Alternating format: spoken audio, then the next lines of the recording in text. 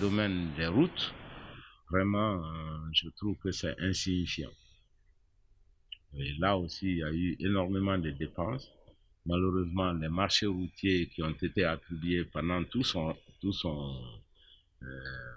régime, ce sont des marchés où il n'y avait pas de contrôle.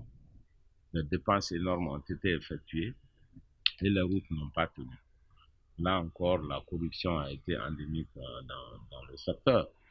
Et dans le domaine de l'agriculture, malgré qu'on ait distribué de temps en temps des engrais, il n'y a pas eu de développement de la filière, ni la filière risicole pour l'agriculture vivrière, ni dans le domaine de l'agriculture d'exportation. La Guinée n'a pas connu de boom. Mais ce qui est plus grave, c'est surtout en ce qui concerne la jeunesse.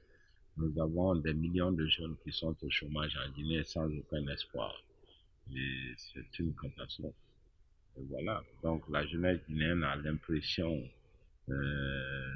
d'avoir son dos au mur, où il n'y a pas de perspective. Le désespoir envahit nos jeunes.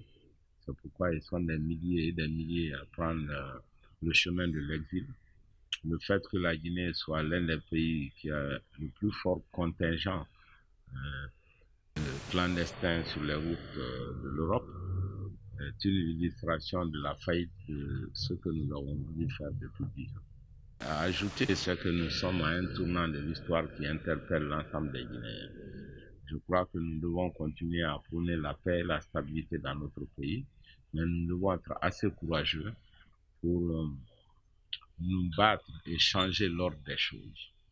Ce que nous avons eu pendant 10 ans n'est pas concluant et ne donne aucune perspective aux jeunes Guinéens. Donc il faudrait que nous nous battions maintenant pour un changement dans ce pays, un changement politique. C'est fondamental si on veut que la Guinée se retrouve et aussi que la Guinée puisse renouer avec elle-même. Parce que vous voyez, nous avons beaucoup de difficultés au niveau de l'unité nationale aujourd'hui. La politique a plutôt servi à diviser les Guinéens au lieu de les unir. Je crois que nous devons guérir aussi cette plaie qui n'est pas des moindres. Et il est très important que les hommes politiques aient le courage d'affronter les problèmes en face et de tenir compte pour que l'ensemble de la Guinée puisse se sentir dans le même bateau. Hein?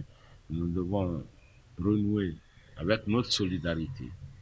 C'est important. On ne peut pas faire un pays dans la division et dans la haine.